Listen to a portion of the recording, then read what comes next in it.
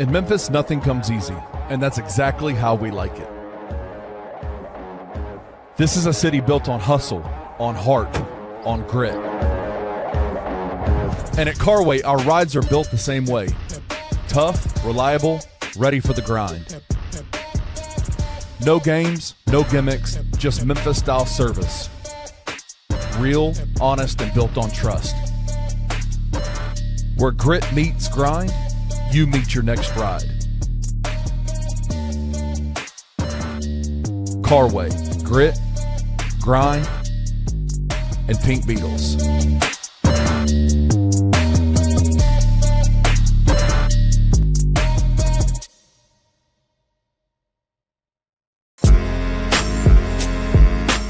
In Memphis, we know a thing or two about resilience. From the grindhouse to the Delta, we protect what's ours. But when pests invade your home, it's time to fight back.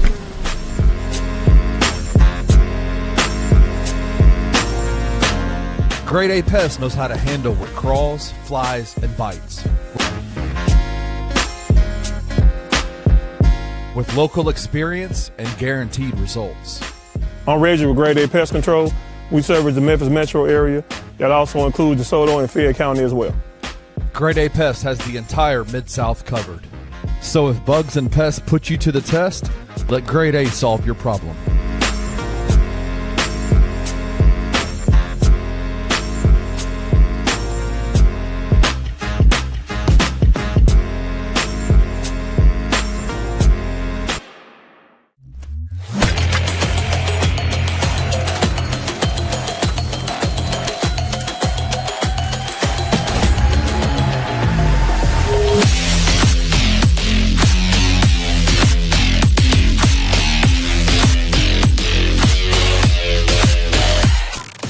So last week we did a show, and it was maybe the greatest show we've ever done.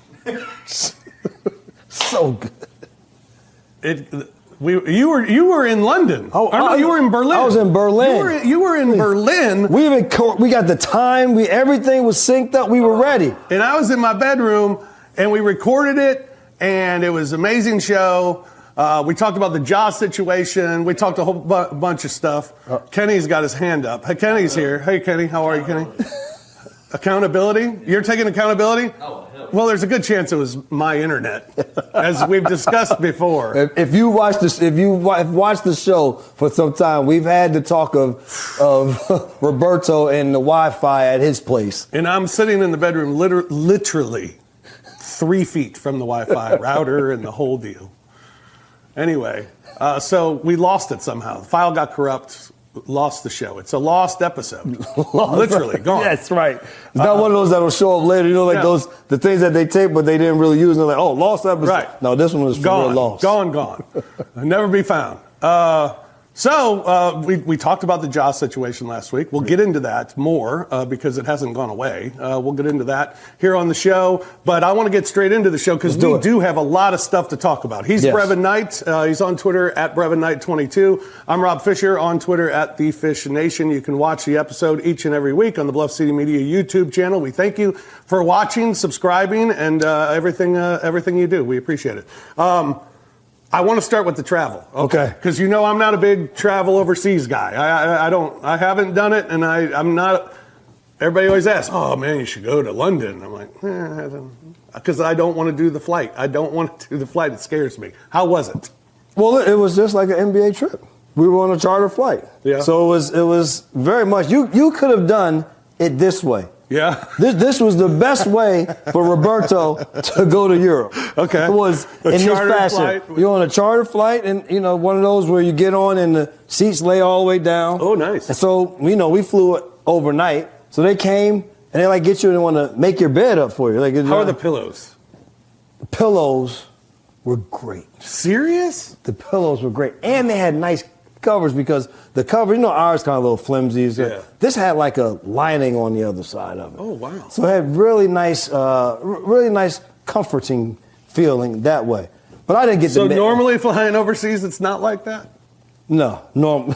Normally flying overseas is how you don't want to fly. So I still can't do it. You still can't do it. You got to call. You got to get another Grizzlies trip, and we got to make sure that we're televising. That's right. So that we're able to get on that same plane and be able to do it. But the trip over was good. It was long. 9 hours. It was a long time. Mm-hmm. It's a long time. But the good thing, you do it overnight, so you it's like a sleeping schedule. Yeah. And then you wake up, they give you breakfast, and then we landed in Berlin. Yeah, and it was cold. Cold as hell. Yeah. Well, I guess, and people always say that's like, well, hell's supposed to be hot. And we always say that cold. It's like, hell, yeah. So I got to figure out another way. It's like, it was just cold as ice. Yeah. It was cold. And it was snow on the ground. And it was gloomy. Mm-hmm. But I can say the one thing that made it all better was the spirits of the people that were there. They were so happy to welcome us to their city, to have basketball there. And so for all of what the weather wasn't, the attitude and the feel that we got from the people in Berlin made up for it all. In Berlin, neat city, good-looking city, gorgeous city. No, here's the thing about city? the thing about Berlin was different. What's different about it is because most European cities you'll see a lot of buildings that were built so long ago. You get 14, 15, 16, 17 cents. You'll get those old, but because of all of the war and the bombing of so many buildings that happened with the removal of Hitler, and then after that, it was so much of it still like new. Right. So it almost felt very much like a normal American city that has relics of what the past was. Yeah. And so that was powerful. Had a chance to go to the Berlin Wall Museum. And then to see a part of it, but you never really realize, like, bro, they literally just put a wall in the middle of a city overnight. I didn't realize that this was just one day. You're going between East and West Berlin. You're going between just normal. Mm-hmm. You're just go to see your family on that side. Like, hey, how y'all doing? We having dinner. The next day it's like, hey, tomorrow I'm gonna come by and see you. The next day you got up and it's like, wall, a wall. And then all of the things, booby traps and stuff that they had when people would try to get around, that try to injure you from even getting to the wall. But it was very eye-opening to see it. It was heartbreaking to see it. But it's always nice where you can be in a place and you can touch history. You know, you learn history for so long, but we don't always get a chance to touch it. This was a chance to touch it. That's pretty cool. All right, so we'll get to the basketball in a minute. But then you go to London. Yes. And London's totally different. A beautiful city, right? But let me tell you about this. But here's the other difference. We'll get to the games. But the difference is London was like, it was like the city was, we here. It's just like going around so many different people. And now everybody's all speaking English, no matter what. And then now, may have a little bit of a different twang to their English, but it's still English. So do we. Oh, that's what I'm saying. They probably, and I probably had both because I think I got an East Coast one and I got a South. So it's like, well, where are you from? You got to be from somewhere else. But that was, I wish I had more days. I almost wish it was flipped a little bit, or just equal days in both cities, because London was fun, and we was just trying to cram a lot into a short time. Did you have obligations on this trip? I did. We had, with my dual role, being a Grizzlies legend. I tell everybody, legend, know what that means? You've hung around longer than other people. That's right. So that's what it means. But no, I was fortunate to. By the way, I don't know if you knew, he played too for the Grizzlies. Right. Which a lot of guys on our team didn't know. So just so you know. So we took over, went over with Pinnacle and FedEx and a lot of people that are sponsors, and we pretty much just I was I was a host, I would say. So we went to dinners. How were the dinners? Dinners were great. The food was phenomenal. Dinners were good, and we did an excursion with doing graffiti in Berlin. That was great. So I did a wall, a graffiti wall. Our group did. Oh yeah. Not just me. I would say me, and right. I didn't do. I probably did the second least amount of stuff. Because I figure if you're not artistic, why mess up people that are good artists? That's right. So I'm not going to mess. But I was a point guard. I was able to delegate. I'm a very good delegator. See, I can write well. Oh, well, you've been good. Yeah. And they showed you how to do the graffiti because graffiti is really big in Berlin. It was huge. It's on a lot, and it's accepted in that way. But it's an art form to it. And I love Berlin because their symbol for their city is a bear. So I was like, this gives a little bit more of a boost because I'm down. We're bears ourselves. Bear people. Yeah, we're bear people. Awesome. Good stuff. What am I missing about your trip? I got stuck in the elevator. You got stuck in the elevator, right? We told the story last week on last week's show. It was an amazing show. Yeah, you guys missed that one. That's in the vault one. Yeah. But yeah, that was the first time ever having that being done and having to jump down out of the elevator. And all of this just trying to keep Dina calm because she's claustrophobic. And we had enough people in there. But I give everybody credit. Everyone that was in there with us, we knew we were going to get out. Know why? Olivier Maximus Prosper was in there with us. So he said the players in here and Jason Wexler was on and Chris Mann. It was enough people on there that they were going to have to go to extensive situation to get us out. Security was going to be on it. We knew that. It still took them. It still took that. We were in about 10 to 12 minutes. It felt like it was forever. All right. So the Grizzlies, they lose the first game after having a 20-point lead. It was an amazing start. That was awesome. It was kind of what we have seen for the last couple of weeks from this team.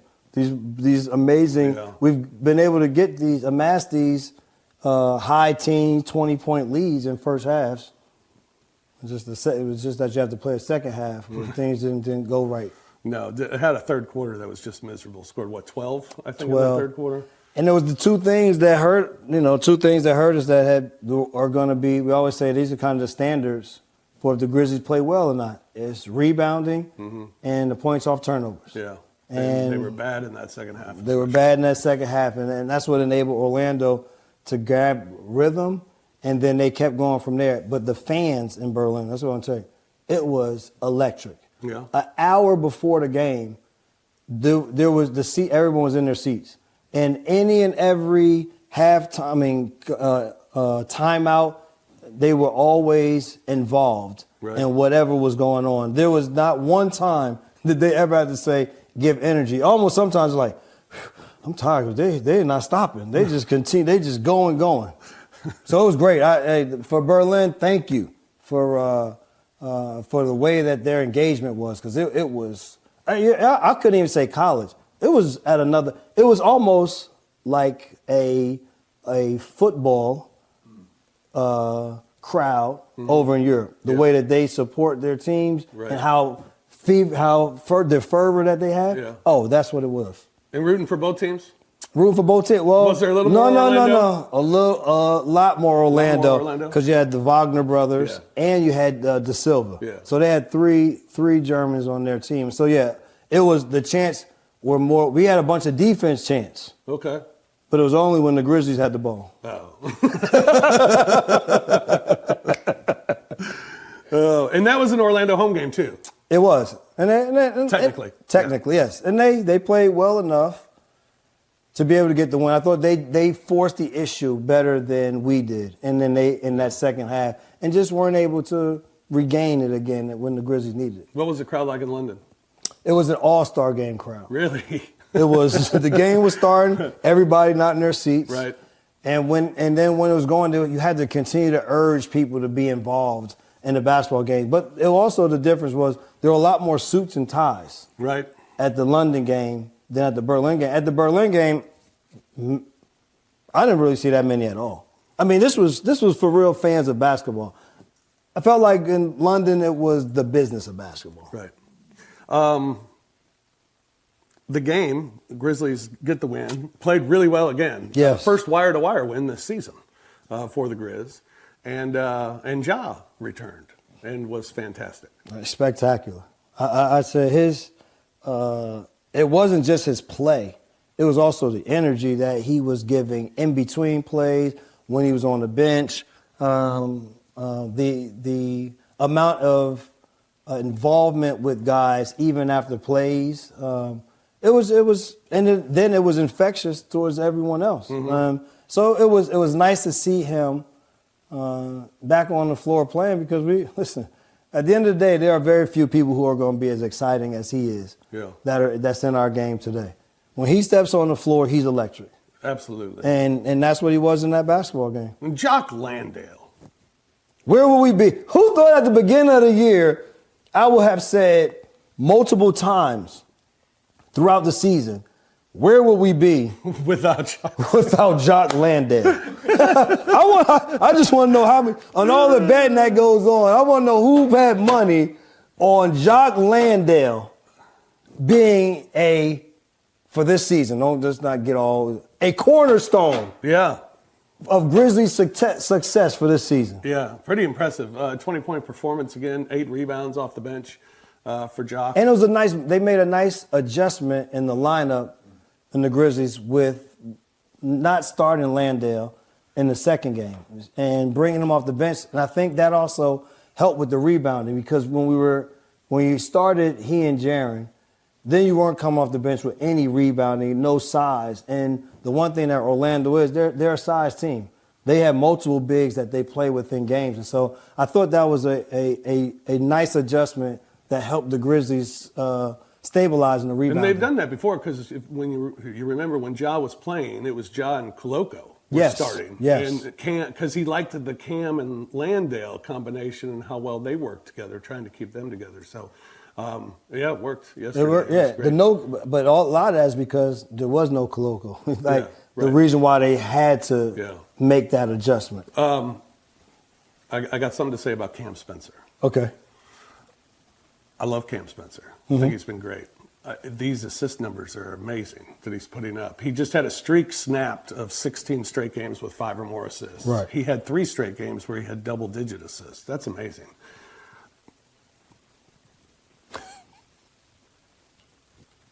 I already know where you're going. I said this about Luke Kennard. I knew it. I already knew where he's going. Love the assists. Love them. Those numbers are incredible. And you're doing it with very few turnovers, too. Right. Great. I need you to score, man. I knew it. I need you to score. Well, I think this is, with all of the changes. And I know he's I make the right play guy. No, but I want you to be selfish. I want you to take the shot sometimes when maybe it's not the right play. But it's become harder to be selfish because he's in a different role now. So now he's on the scouting report. And the scouting report is, as long as he is handling the basketball, pressure the hell out of him. Right. So what happens is he is now pressure. I got to give up the ball or I try to come off the screen and give it up. I think it almost has to be an adjustment to where he's not on the ball as much, but plays off of the ball some more. And as they get guys back and the rotations can start to work out that way, Vince can handle, and then he can play off. So now he gets some screen set, run off screens because he can catch and shoot, but he also can put the ball down. I think what has happened is we are forcing him to have to take so many dribbles to even create a shot that you are now losing an advantage. Mm-hmm. And so I always say what he's good at is staying away from deficiency. The deficiency is he's not going to beat many really good defenders in a one-on-one situation with multiple dribbles. So that, I think if there can be a little bit of more off the ball Cam, then I think you can see where he can get into more of that scoring mode. But when he has the ball, defenses are primed to just get after him as much as they can and make him play in the crowd. But it's the reason why the assists are there. Because he still makes the right play when that happens. Yeah, and if I'm the defense, I'm thinking that 2's better than a 3, right? 2's better than 3, and somebody else shooting it other than him is better also. Yeah. All right, love you, Cam. I'm cool. I'm just, I knew it was coming, boy. The setup of, I love the assists, and they've been good. 16-game streak, snapped with 5+ assists, 3-game streak of a double figures. Yeah. I knew it. all right, and if you listen or watch the show, you know that my emotional makeup is all based on Ja Morant. like a lot of people. Yeah. A lot of people. So Berlin, you said it was gloomy, snowy, kind of miserable, cold. Maybe that's why he was down, but I was really down for a couple of days in Berlin. There was the moods matched the weather. But then London happened, and I was peppy. I'm excited. I'm happy about everything. Everything's good. That was amazing. Great performance from Ja. Oh, what he said about Memphis. I'm ecstatic. I'm ecstatic. Everything's great. Everything's great. Now, last week on our amazing show that we did not have. Well, we had it, but it's gone. You don't know. We talked for the first time about the Ja trade rumors coming up.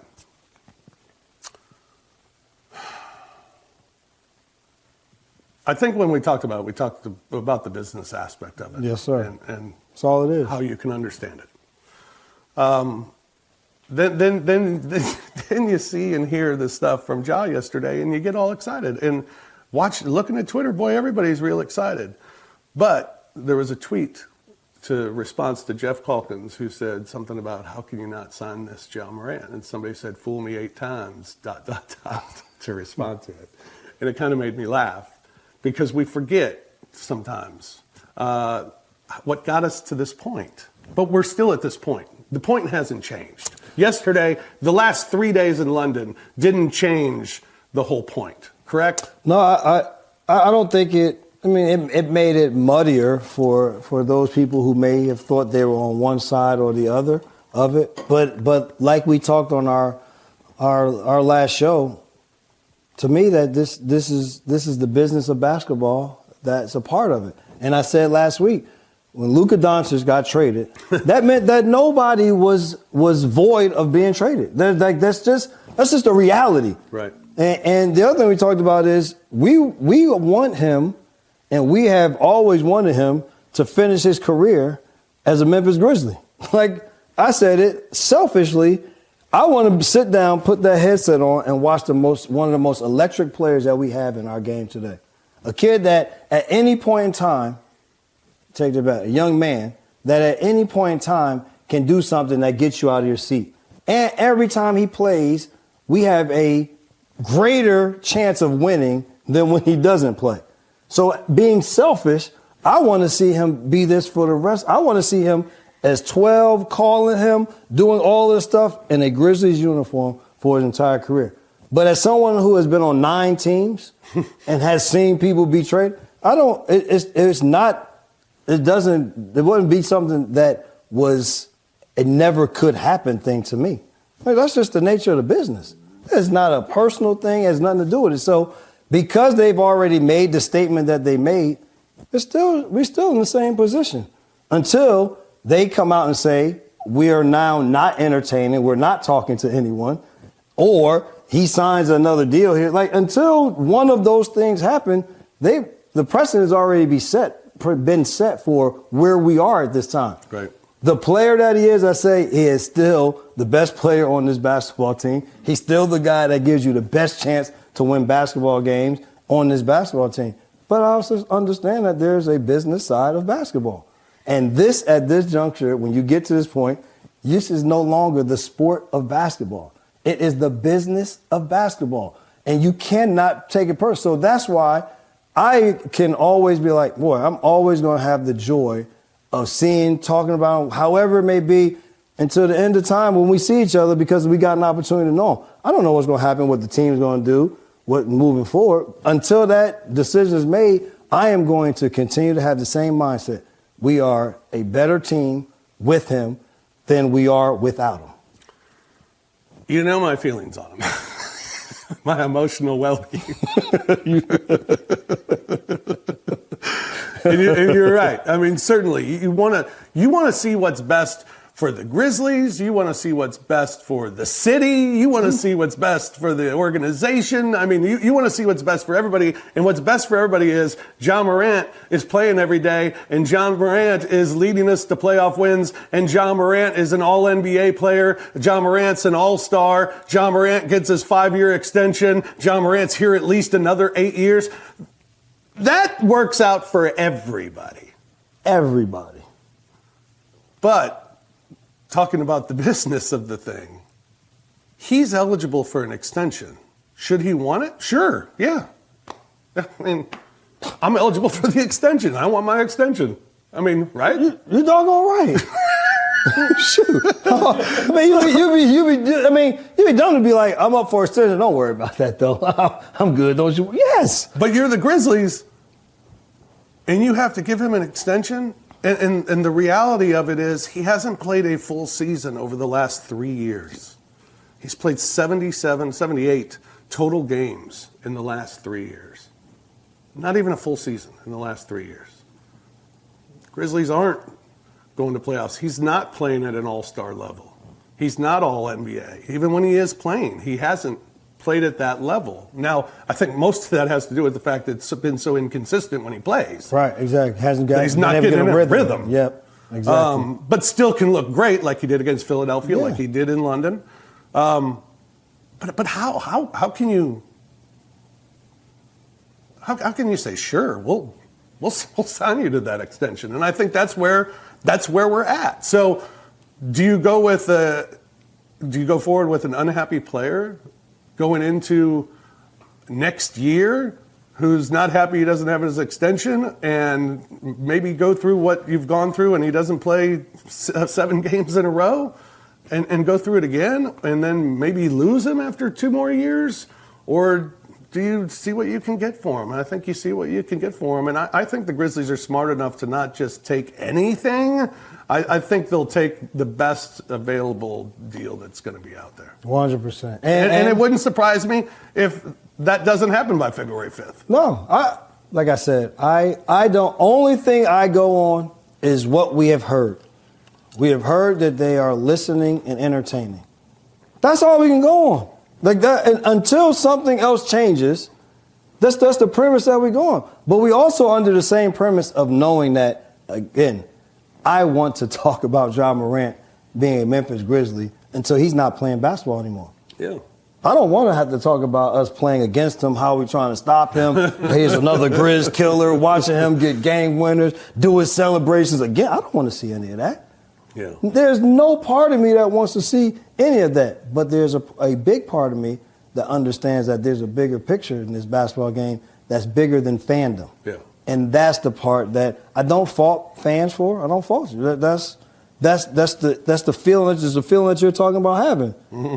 I don't fault them. But someone that has been in this game now for 28 years, it's not personal to me. It's not a personal thing, because I know that young man's going to be fantastic here, there, wherever he may be playing basketball. Yeah. All right. Grizzlies will take on Atlanta Wednesday night. Get to see Dominique Wilkins. Excited about that. Always good to see. Get to see C.J. McCollum too. Great. I mean, it's just, if he has a good game, I'm going to get a technical. I'm tired of it. Tomas beforehand. I mean, I'm just gonna let Tomas know. Listen, man, I pay the fine, but if he has a good game, I'm getting a technical, and I'm gonna get it because somehow I interrupted the game while it was going on. Yeah. Okay, good. I'm looking forward to that. That'll be fun. How would you interrupt the game? Let's go to fish. Brevin told me he was going to do it, Pete. Hey, listen, there will be a spillage. And how do we have spillage from the second row by the scores table? Like, how did that happen? I think that's great. Look out, C.J. McCollum. You've been warned. And then New Orleans. New Orleans. I hate feeling that way, but it's just the truth. It's New Orleans. Yeah, got them. And then we have Denver. This will be interesting. They're a load.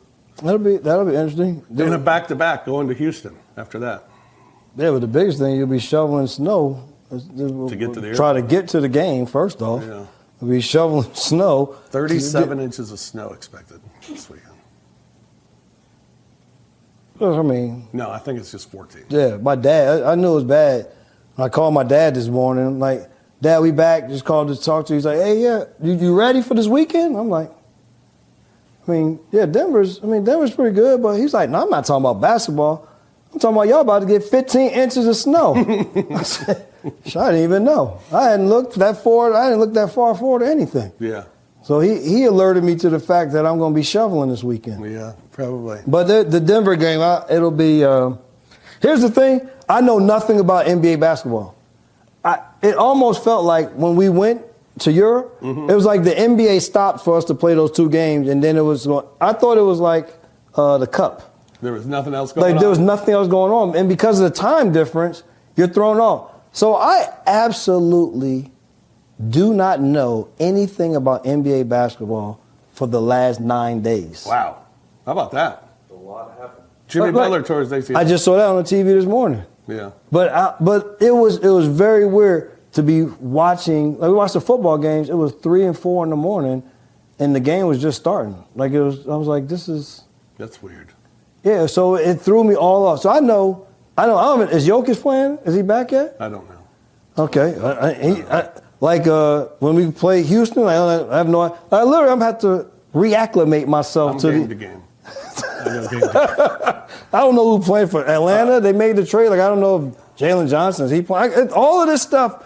I was telling myself like, damn, B, you literally for 9 days detached off the grid from America. I mean, it's almost like really I detached from America. Yeah. The NBA All-Star starters were named. Oh, it is. So who is it? LeBron James did not make it for the first time since he was 19 years old. As a starter. Yeah. How about that? 22 straight years. It's amazing and a feat that I don't think, it'll never be touched by anyone. But it also speaks to, we were just in that, we talked about this at one point, we're in that like changing of the guard time right now. Like, you know what I'm saying? Like there's a phasing out of the stars that we've had for so long, and that's making way for these new stars. In the West, we got Steph, Luka. Steph's still there, huh? Yeah. Luka, SGA, Nikola Jokic, and Victor Wembanyama. Okay. And no Anthony Edwards. He was the one snub. In terms of a starter? Being a starter, yeah. Could have been in there over Steph, or he apparently was the closest to Wembanyama. But the argument is he should have been in over Steph. Give Steph his last year. Yeah, I told you this is a phase out. In the East, you got Giannis, Jaylen Brown, Jalen Brunson, Cade Cunningham, and Tyrese Maxey. The Knicks on a super slide. How about that? Now, the NBA had 386 players submit all-star ballots for starters, right? They ended up voting for 364 different players. Here are some of the standouts. Jonathan Kuminga got a vote. So 386 players voted, and 364 guys got at least a vote. Drew Timme got a vote. These are the people that just like after All-Star. Bronny got 2 votes. That's what I was trying to say. Dario Saric got a vote. And these are from the players. Jason Tatum got a vote. Jay Huff got 11 votes. Of course he did. To be an all-star starter. So that's his whole team. All of the Pacers voted for him. How about that? I mean, that's crazy. That's stupid. What are we doing? What are the players vote for? That's what I was about to say. That almost, when you start to do things like that almost lets you be like, you know what? Let's stop. It goes into the stupidity of the All-Star game. Because nobody's taking it serious. And by the way, these starters don't matter because it's going to be world against USA. Right. So, and I think there are 3 teams. Is that right? They're doing that again. Yeah. So that should work. That should be good. NFL playoffs. Oh. We got to get the picks in. Okay. We're down to our NFC and AFC championship. Let's do it. AFC championship, you have AFC championship, you have the Denver Broncos hosting the New England Patriots, who are a 5.5-point favorite after the news of Bo Nix's broken ankle. Yeah, it's such bad news, hard news to take. Oh, I mean, terrible. He finishes the game. They get the win. It's like they're riding a high. So it's hard for me to pick a backup quarterback in these circumstances with as much pressure. I gotta go with the Patriots. Patriots have been playing really well too. Yes. And their defense has been really good. Yes. It's too easy of a pick. I'm going to go with the Broncos. I like it. And then in the NFC, you have the Rams at Seattle, 2 NFC West teams. The Rams are a 2.5-point dog to the Seahawks, who are favored with Sam Darnold as their quarterback. Well, last week said the 49ers eventually just had to run out. Yeah, the injuries, it just was going to catch up at some point in time. But Seattle, I mean, put them in that position that they ran them down. Mm-hmm. I'm going Seattle. Why not? I like the 12th man. I like the 12th man. Their defense has been amazing. Yes. Maybe the best defense in football, which is incredible because we've seen a couple of great defenses like with Denver and New England. But Seattle's might even be better. But it's Matt Stafford against Sam Darnold. I'm taking the future Hall of Famer. I'll go with the Rams to win this game. They've had 2 great games this year already. Yes. Decided within 3 points. So maybe we get another good one on Sunday afternoon. All right, how about the Indiana Hoosiers? Listen, that was a great second half. I didn't see the first half. We were just getting back. I heard it wasn't much, but the second half was exciting football. Yeah. And watching it, and Mendoza he's like one of those guys that you sit there and you're like, he's not, but he just wins the game. Mm-hmm. You know what I'm saying? Like, he just makes the plays that wins the game. Yeah. And give Miami credit, though. I mean, they battled. And, I mean, listen, it came down to making a play. Listen, Beck thought his receiver was going to run one way. I mean, probably if he would have thrown it a little bit further, Yeah. it could have been closer to just. Yeah. But I thought it was a competitive game, and I thought that Indiana was just the best team in college football this season. They were. And 16-0, I think, will let you know that you're the best team in college football. And one of the incredible underdogs of all time. They were 100-1 before the season started. And some places even 150-1 before the season started. And that's compared to 151 bet today is Utah State winning the college basketball championship. Yeah, that's the same. Those are the same odds. That is crazy. That is crazy. And I think what they say, 2 years ago they were 3-9. Mm-hmm. How about that? Yeah. 3-9, you get you a James Madison, because he came from James Madison, right? Yeah. And he brings all of his guys who weren't good enough to play major college football. And then I just heard him talking about, if you go down their roster of all of the guys that have come over from the portal, it's not guys from other big schools. Mm-mm. Like, you got a bunch of guys that have come from other smaller schools that have these chips on their shoulder the same way, overlooked for whatever reason. Shucks, you put that all together, he found a formula. Yeah. Pretty impressive. Unbelievable what they accomplished this year. So yeah, well, congratulations. Indiana. Early shout out, man. Early shout out to Hoosiers. All right. Do you have any shout outs? Do you have any shout outs from your trip? Yeah, I got to shout out my boy Reddy Rory. Just end up calling him that. He was sort of our host to get us different places. And when I tell you, when we would get to an arena or go to an event or whatever we had to do, they were really good at getting us into what we had. But he was on it. You turn around and be like, man, what? He'd just be there. And I'm like, God, dog, Rory there. Somebody else would be doing something. They'd be like, man, Rory was just there. So me with the nicknames. I was like, you just Reddy Rory. Every time somebody needs something, he was always there. So I don't know if you're going to ever see this, but I'm just letting you know, Reddy Rory, you were the man. Shout out Reddy Rory. Heck yeah. All right. That one's awesome. I don't know how long we went today, but because I didn't set an alarm. May have been long, but you know what? We didn't have a show last week. Right. I mean, we did have a show, but it got to. And I missed these guys, man. I've been across the pond, so yeah. I wanted more time. That's right. Absolutely. We wanted more time with you, Brev. Good to see you. Good luck, everyone, with the snow this weekend. Oh, get your bread, your milk, your cookies. I'm going to get my salt today. I already got a shovel, so I'm going to get my salt today. Before there's no more salt, and probably then that means tomorrow. Grocery shop tomorrow. I'm not looking forward to it. It'll be nice. You'll be able to look out. It'll just be nice and a beautiful coat of white. And you'll be able to stay home with your kids for 3 extra days. Well, we'll be back Monday. We'll be back Monday night. And they still won't be going to school because they'll still be out Monday, Tuesday. So, yeah, you guys will be able to sit down at the house, maybe drink hot cocoa together. I am not looking forward to it. All right, that's going to do it for us this week here on Night Court. For Brevin, I'm Fish. Thanks for watching. Thanks for listening. You can always tune in on the Bluff City Media YouTube channel. You can listen to the podcast wherever you listen to podcasts as well. And you can follow us on Twitter at BrevinKnight22 at The Fish Nation. Thanks for joining us. We'll talk to you again next week on Night Court. Peace. Thank you for listening to the Night Court podcast. If you enjoyed Rob and Brevin, hit that like button, subscribe to the Bluff City Media YouTube channel, and enjoy the content. We will see you back here next time.